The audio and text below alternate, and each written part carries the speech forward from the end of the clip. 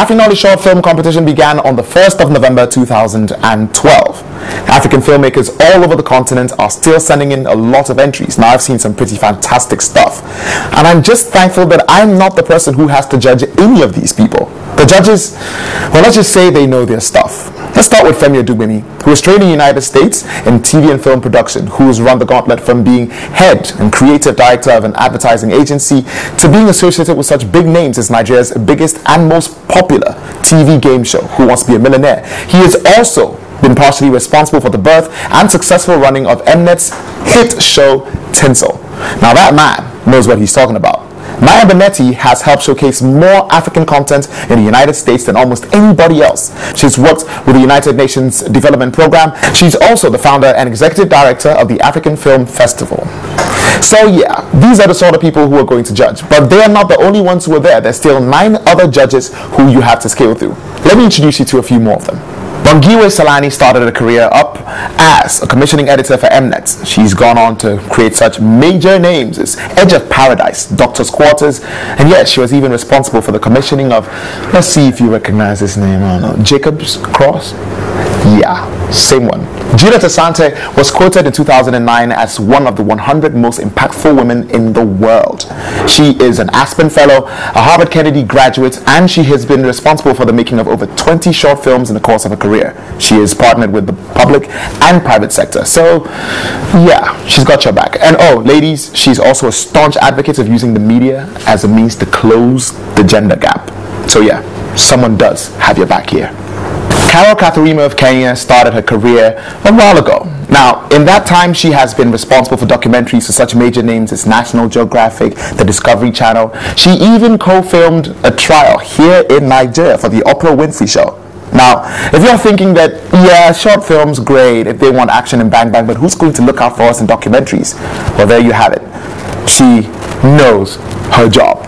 In Nigeria, Tunde Kalani is going to be joining the judging panel, and he's been responsible in different capacities from producing to directing to generally coming in as a very, very well-trained advanced cinematographer in over 20 different TV and film productions, the most recent of which is Mami. He also holds a diploma in the art of TV and filmmaking from the highly prestigious London International School of Film and Broadcasting. And then Isong's Bachelor of Arts degree from the University of Calabar, Nigeria, was perhaps the best thing she'd got. She also has a different degree in computer science, but we're not going to shed much light on that one. I'm not sure she would like it. Anyway, has produced roughly 20 movies in the course of her career. Blind Obsession, Games Women Play, Men Do Cry. I mean, name it, she's done it, quite literally. Is also a very, very highly respected filmmaker in the Federal Republic of Nigeria. Critically acclaimed, doesn't even begin to cut how well respected she is.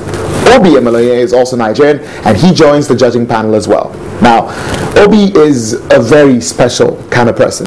His professional bio also mentions the fact that he was once a professional footballer as well as a legal practitioner. I'm not quite sure how that worked out for him, but to make it even more difficult to cope with, the man has a third passion which has become quite famous across the African continent. He's a filmmaker.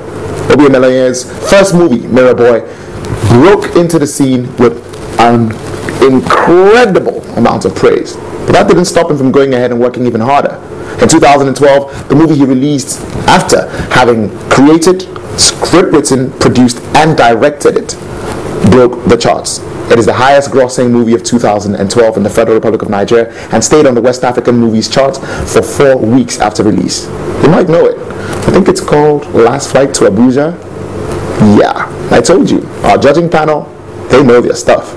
Machi Jidema was African editor of Next Web, which is one of the more powerful websites dealing with technology and its effect on the world around her. She has also done extensive work with Google Plus and has worked with JP Morgan's technology department as a leading consultant as far as African technology needs go. Machi is also a pretty savvy person as far as technology and new media goes, and she joins our new media end of the judging panel along with Nigeria's Tolu Ogunlesi, who needs no introduction. Strong Twitter followership, definitely one of the more active Nigerians. The man holds a master's degree, and I have to actually say this, a master's degree in creative writing. Wow. Yes, Tolu. For the first time in your life, I actually think you're awesome. Tolu has also won the CNN and Multi-Choice African Prize for Journalism, and he is definitely a great guy. Poet, novella publisher, great writer, and one of the only people who will not retweet you unless you're saying something really fabulous, which is great because he thinks Afrinolly is awesome. And now, the big fish in our pond. Franklin Leonard's Blacklist.com has hosted over 500 movies, screenplays, and adaptations which were never really accepted into Hollywood. And yes, that's right, we are bringing the Hollywood end into our nice festivity here at Afrinolly. So what exactly does Franklin Leonard do?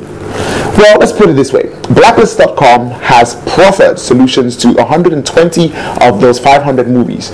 And in total, they've grossed roughly $11 billion in the box office, won over 20 Academy Awards, been nominated over 80 times in different categories. This man is a living legend. And he is right here as a judge on the Afrinolly short film competition. But even beyond that, if you're really keen on talking to him, we've got just the thing for you. Join our Google Hangout this Friday, the 23rd of November 2012 at 1600 GMT. Now, all you've got to do is visit our Google Plus page at www.gplus.to/Afrinolly. That's all you've got to do. www.gplus.to/Afrinolly. Now, Franklin Leonard is going to be talking with anybody who intends to find out just how fantastic the art of filmmaking is and how to get that X factor and get a better grip on the industry. The Afrinolly short film competition means to find the next crop of African filmmakers, and we really think you're it. Prove us wrong, or rather, prove us right. The Afrinolly short film competition, created by Africans and watched